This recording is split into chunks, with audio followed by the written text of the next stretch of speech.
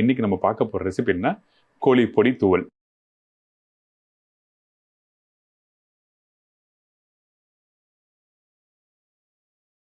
அதாவது பார்த்தீங்கன்னா இங்கே ஒரு மசாலா ரெடி பண்ண போகிறோம். அந்த சிக்கனோட அந்த தேங்காய், வரமிளகா, அதுக்கப்புறம் கொஞ்சம் சோம்பு, உளுத்தம்பருப்பு இதெல்லாம் போட்டு நல்லா வறுத்துட்டு கொஞ்சம் லைட்டாக அரைச்சி அந்த சிக்கனை தனியாக வேக வச்சு அதுக்கப்புறம் அப்படியே போட்டு டாஸ் பண்ணி வைக்க போகிறோம்.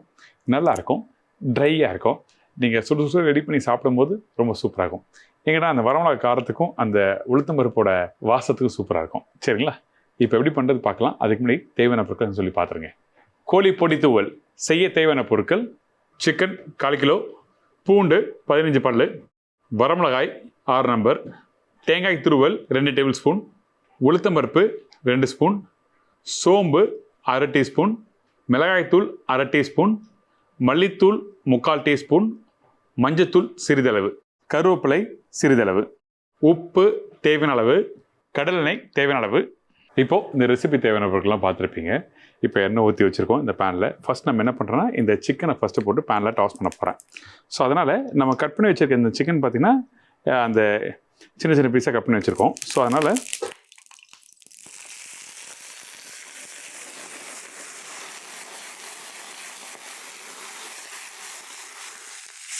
இந்த மாதிரி சின்ன சின்ன பீஸாக சிக்கன் கட் பண்ணி வச்சுருக்கேன். அந்த சிக்கன் போட்ட பிறகு நம்ம என்ன பண்ணுறோன்னா இந்த இடத்துல இந்த இஞ்சி பூண்டு பேஸ்ட்டு, இந்த இஞ்சி பூண்டு பேஸ்ட்டு போட்ட உடனே நம்ம என்ன பண்ணுறோம், கொஞ்சோண்டு உப்பும் போட்டுருவோம். அந்த சிக்கன் வேகும் போது அந்த சீசனிங் கரெக்டாக இருந்தால் நல்லாயிருக்கும். அதனால் நம்ம என்ன பண்ணுறோன்னா ஜஸ்ட் அந்த சிக்கன் வேகிறதுக்கு அந்த இஞ்சி பூண்டு பேஸ்ட்டு, அந்த சிக்கன், உப்பு இதெல்லாம் போட்டு ஜஸ்ட் பேனில் டாஸ் பண்ணிடுறேன். அவ்வளோதான். இதில் வெங்காயம் அப்படிலாம் எதுவுமே தேவையில்லை.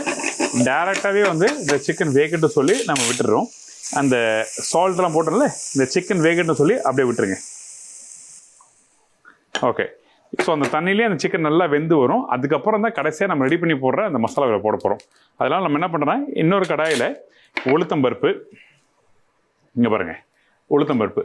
இந்த உளுத்தம்பருப்பு எதுக்காக போடுறோன்னா, ஒன்று நீங்கள் அந்த வறுத்து முடிஞ்ச பிறகு கொஞ்சம் லைட்டாக அந்த சிக்கனோட அந்த வாட்டர் அப்படி இருந்ததுன்னா அப்போ கொஞ்சம் லைட்டாக கரைஞ்சி அந்த ஒட்டுற பக்கம் வரும். இன்னொன்று வாசமும் நல்லாயிருக்கும். அதனால தான் அப்படி போடுறோம். இதுக்கப்புறம் இந்த குண்டு மிளகா கொஞ்சம் காரம் இருக்கும். ஸோ நம்ம வீட்டில் மிளகா உங்கள் வசதிக்கு எப்படி யூஸ் பண்ணுவீங்களோ அதுக்கேற்ற மாதிரி நீங்கள் பார்த்து யூஸ் பண்ணிக்கோங்க. சமையலை வந்து எப்படி வேணால் பண்ணலாம். ஆனால் அந்த இடத்துல கவனிக்க வேண்டிய விஷயம் என்னன்னா, அந்த சமையல் பண்ணும்போது ஒரு ஒரு பொருளும் வந்து எதுக்காக போடுறோம், எதோட மேட்ச் ஆகும் அதை புரிஞ்சுக்குங்க. ஏன்னா சமையல் நான் வந்து சொல்கிறது, இப்போ உளுத்தம்பருப்பு போடுங்க, கடுகு போடுங்க, கடலைப்பருப்பு போடுங்க அப்படி சொல்லுவேன். அது நீங்கள் வீட்டில் போட்டு அப்படியே போட்டு சமைப்பீங்க. அப்படி சமைக்கிறது வந்து பிரோஜனம் இல்லை. ஆனால் இந்த இடத்துல இந்த பூண்டோட ரோல் என்ன, அந்த உளுத்தம்பருப்பு எதுக்காக போடுறாங்க, வரமிளகா எதுக்காக போடுறாங்க, தேங்காய் எதுக்காக போடுறாங்க, அது தெரிஞ்சால் நல்லாயிருக்கும். இதில் உளுத்தம்பருப்பு வந்து வாசம், பூண்டு காரத்தன்மை கொடுக்கும், வரமிளகா ஷார்ப்பான காரத்தன்மை, தேங்காய் எல்லாம் பேலன்ஸ் பண்ணும். ஸோ இந்த மாதிரி சின்ன சின்ன விஷயங்கள் இருக்குது. சோம்பு இந்த சிக்கன்லாம் சாப்பிட்ட பிறகு சில பேருக்கு வந்து அந்த ஜீரண சக்தி ரொம்ப கம்மியாக இருக்கும். அதாவது சில பேருக்கு ஏற்றுக்காது, ரொம்ப ஹெவியாக சாப்பிட்டேன் அப்படி ஃபீல் பண்ணுவாங்கல்ல, அந்த டைமில் பார்த்தீங்கன்னா இந்த சோம்பு வேலை செய்யும். இதான் விஷயம். இதுக்கப்புறம் இந்த தேங்காவை மிக்சியில் வந்து கிரேட் பண்ணி எடுத்து வச்சுருக்கேன். அந்த தேங்காய் இதில் போடுறேன். உங்களுக்கு காரம் வேணால் இன்னும் 2 மிளகா போடலாம், ஒன்றும் தவறு எதுவுமே இல்லை. சரிங்களா?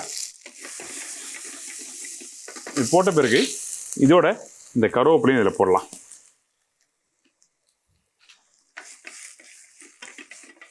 இது ரெடி ஆகட்டும். சைடில் நம்ம என்ன பண்ணுறோன்னா, இங்கே சிக்கன் போட்டிருக்கோம்ல, இந்த சிக்கன் நல்லா வெந்து வர டைமில் நம்ம என்ன பண்ணுறோன்னா இங்கே இந்த மசாலா தேவை. நம்ம என்ன சால்ட்டு சீசனிங் போட்டிருக்கோம், பட் இருந்தாலும் கொஞ்சம் காரத்தன்மை சீசனிங் இருந்தால் தான் கரெக்டாக இருக்கும். அதனால் ஸ்பைசஸ் பவுடர் யூஸ் பண்ணுறோம். கொஞ்சமாக மஞ்சத்தூள், மல்லித்தூள், இதுக்கப்புறம் மிளகாத்தூள் ரொம்ப வேண்டாம், கம்மியாக போடுங்க. ஏன்னா எந்த அளவுக்கு கம்மியாக போடுறீங்களோ அப்போ தான் நல்லாயிருக்கும் உங்களுக்கு. நீங்கள் அதிகமான மிளகாத்தூள் போட்டு பண்ணிங்கன்னா அது நல்லா இருக்காது. அதனால தான் வந்து நம்ம என்ன பண்ணுறோன்னா மிளகாத்தூள் கம்மியாக போடுறோம். ஏன்னா இந்த சைட்லேயே மிளகா அதிகமாக போடுறோம். இப்போ நல்லா வேகட்டும்.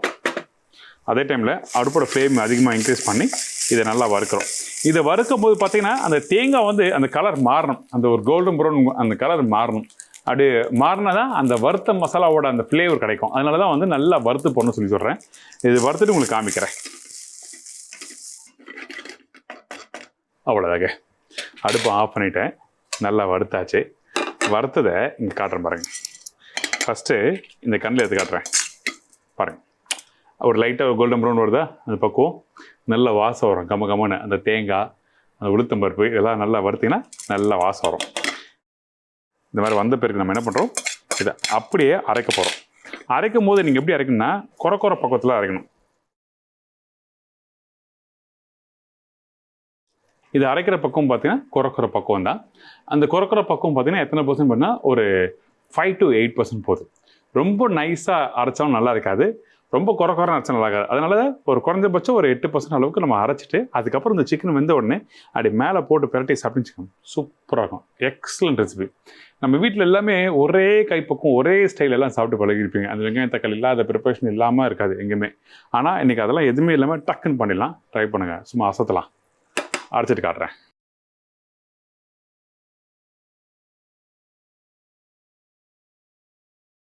இப்போ இந்த சிக்கன் நல்லா ரெடியாக இருக்குது. இந்த பொடியும் நல்லா அரைச்சி ரெடி பண்ணி வச்சுருக்கோம். இங்கே பார்த்தீங்கன்னா தெரியும், கையில் எடுக்கும்போது அந்த ஒரு பக்குவம், அந்த குறை பக்குவம் தான். இன்னொன்று அந்த தேங்காய்லாம் இருக்குல்ல, அந்த தேங்காய்லாம் போட்டு அரைக்கும் போது எந்த அளவுக்கு அரைக்க முடியுமோ இந்த பக்குவத்துக்கு அரைச்சிட்ருக்கேன். இன்னொன்று நீங்கள் நல்லா நைஸாக அரைச்சின்னு வச்சுன்னா அது பேஸ்ட்டாக மாறிடும், அப்புறம் எண்ணெய்லாம் வெளியே வந்துடும். அதனால தான் நம்ம என்ன பண்ணுறோன்னா இந்த பக்குவத்தில் அரைக்கணும்னு சொல்கிறோம். அதுக்கப்புறம் இந்த மசாலா உங்களுக்கு நமக்கு எவ்வளோ தேவையோ அந்த சிக்கன் குவான்டிட்டிக்கு ஏற்ற மாதிரி நீங்கள் வந்து அந்த மசாலாவை நீங்கள் போட்டுக்கலாம். அடுப்போட ஃப்ளேம் இன்க்ரீஸ் பண்ணிவிட்டு நம்ம ஜஸ்ட்டு பேனில்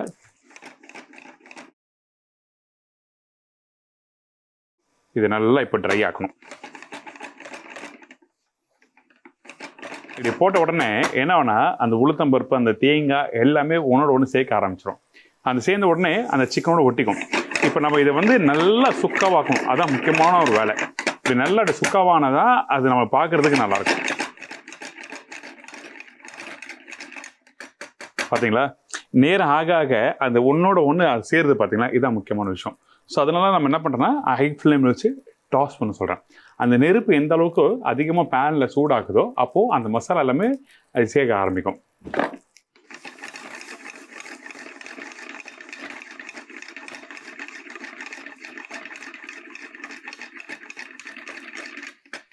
அதே மாதிரி மிக்ஸ் பண்ணும்போது கண்டினியூவாக அப்படி மிக்ஸ் பண்ணிட்டே இருக்காதிங்க, பேனில் அப்படி டாஸ் பண்ணிட்டே இருக்காதிங்க. அப்போ என்ன பண்ணால் டாஸ் பண்ணிவிட்டு 30 செகண்ட் அப்படியே ரெஸ்ட் விடுங்க, திருப்பி டாஸ் பண்ணுங்கள். ஒரு 30 செகண்ட் ரெஸ்ட் விடுங்க, திருப்பி டாஸ் பண்ணுங்கள். அந்த மாதிரி ஒரு 3-4 வாட்டி நீங்கள் ட்ரை ஆன பிறகு பண்ணிங்கன்னா உங்களுக்கு பக்குவம் கரெக்டாக வந்துடும். அதான் விஷயம், வேறு எதுவுமே இல்லை. தெளிவாக சொல்லியிருக்கேன். உங்களுக்கு எப்படி வசதி இருக்கோ அதுக்கு மாதிரி நீங்கள் ட்ரையாக குக் பண்ணலாம். இது டாஸ் பண்ணுறது எனக்கு கஷ்டமாக இருக்குன்னு வச்சுன்னா அப்போ அந்த டைமில் நீங்கள் அப்படியே கூட பண்ணிக்கலாம்.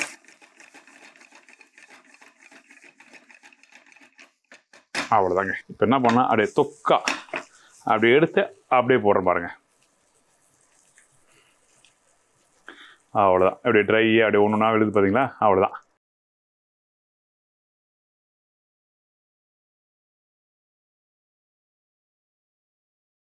கண்டிப்பாக ட்ரை பண்ணி பாருங்கள், உங்கள் எல்லாருக்கும் ரொம்ப பிடிக்கும். இதே மாதிரி நான் இன்னொரு நாள் இன்னொரு புது ரெசிபியோடு சந்திக்கிறேன். நன்றி, வணக்கம். See you, bye-bye, take care. Thank you so much.